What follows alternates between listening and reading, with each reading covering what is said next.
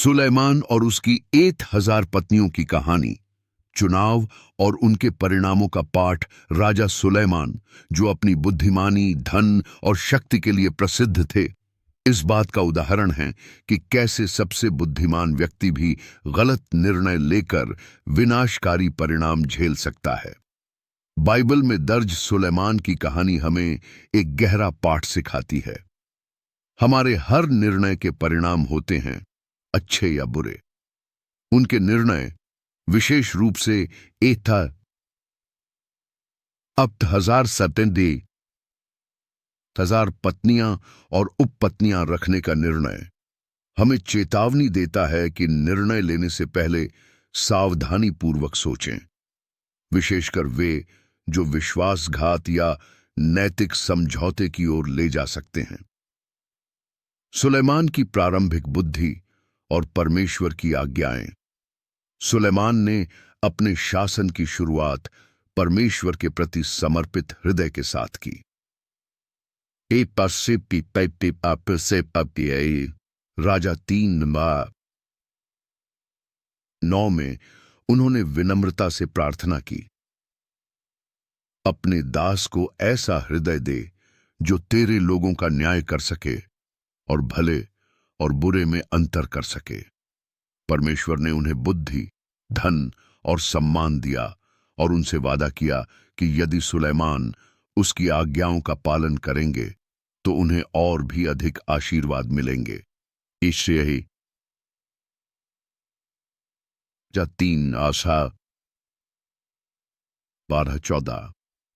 हालांकि परमेश्वर ने व्यवस्था विवरण 17-17 में राजाओं के लिए विशेष निर्देश दिए थे। वह बहुत सी स्त्रियों से विवाह न करे, नहीं तो उसका मन बहक जाएगा। ये आज्ञा राजा के हृदय की रक्षा के लिए दी गई थी, ताकि वह परमेश्वर के प्रति वफादार बना रहे और विदेशी रीति रिवाजों और मूर्तियों से प्रभावित न हो। सुलेमान के गलत निर्णय। परमेश्वर की आज्ञा को जानने के बावजूद सुलेमान ने 700 पत्नियों से विवाह किया और 300 उपपत्नियां रखीं। एत राजा टी। इनमें से कई विवाह राजनीतिक गठजोड़ थे, लेकिन ये आध्यात्मिक खतरों के साथ आए। जैसा कि चेतावनी दी गई थी, सुलेमान की पत्नियों ने उनका हृदय परमेश्वर से दूर कर दिया। एत राजा 11:4 कहता है, जैसे जैसे सुलेमान बूढ़े होते गए, उनकी पत्नियों ने उनका हृदय अन्य देवताओं की ओर मोड़ दिया और उनका हृदय अपने परमेश्वर यहोवा के प्रति पूरी तरह समर्पित नहीं रहा। सुलेमान के समझौते विवाह तक ही सीमित नहीं थे। उन्होंने मोलक जैसे विदेशी देवताओं के लिए वेदियां बनाईं और ऐसे कार्यों में लिप्त हो गए जो परमेश्वर की दृष्टि में घृणास्पद थे।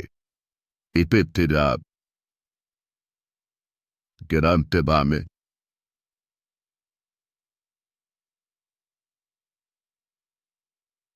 उनके निर्णय केवल उन्हें ही प्रभावित नहीं करते थे, बल्कि उन्होंने इज़राइल को मूर्ति पूजा में धकेल दिया, जो उनकी मृत्यु के बाद राज्य के विभाजन का कारण बना।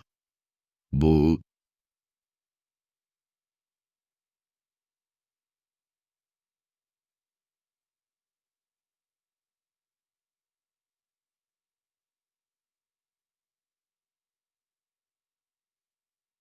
उनके कार्यों के परिणाम। सुलेमान की कहानी हमें याद दिलाती है कि हमारे निर्णय अक्सर लहरों की तरह प्रभाव डालते हैं। धोखा, विश्वासघात या किसी भी प्रकार का नैतिक समझौता शुरुआत में छोटा लग सकता है, लेकिन यह टूटे हुए विश्वास, बिखरे रिश्तों और लंबे समय तक चलने वाले परिणामों की ओर ले जा सकता है। सुलेमान के मामले में उनका राज्य विभाजित हो गया, उनकी शांति भंग हो गई और उनकी विरासत धूमिल हो गई। बाइबल गलातियों 6:7 में सिखाती है, धोखा न खाओ, परमेश्वर उपहासित नहीं किया जा सकता। मनुष्य जो कुछ बोता है वही काटेगा।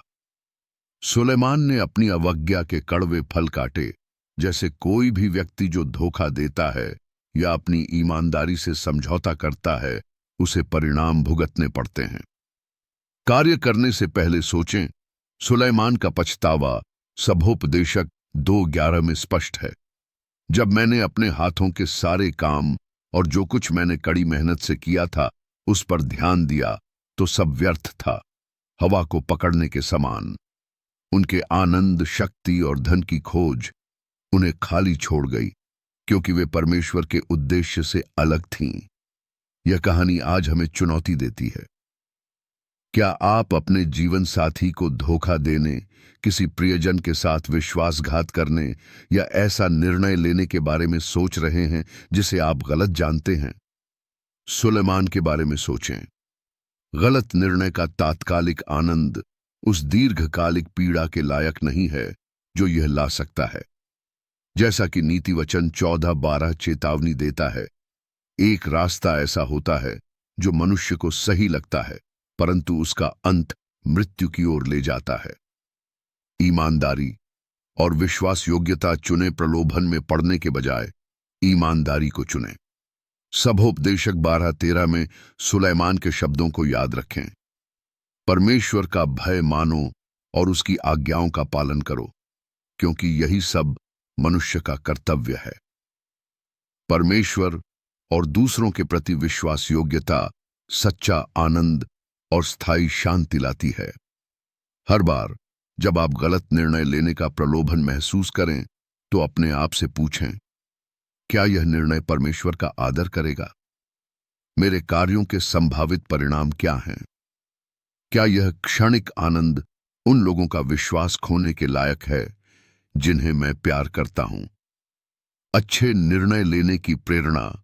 अच्छे निर्णय लेना केवल परिणामों से बचने के बारे में नहीं है, यह एक ऐसा जीवन जीने के बारे में है जो परमेश्वर का सम्मान करता है और आपकी आत्मा में शांति लाता है। जब आप सही करने का चुनाव करते हैं तो आप अपने आप को परमेश्वर की आशीषों के साथ जोड़ते हैं। मत्ती 6:33 वादा करता है, पहले उसके राज्य और उसकी धार्मिकता की खोज करो और ये सब चीजें तुम्हें दी जाएंगी। अंतिम चुनौती कार्रवाई करने से पहले सुलेमान को याद रखें। उनकी कहानी चेतावनी और प्रोत्साहन दोनों है।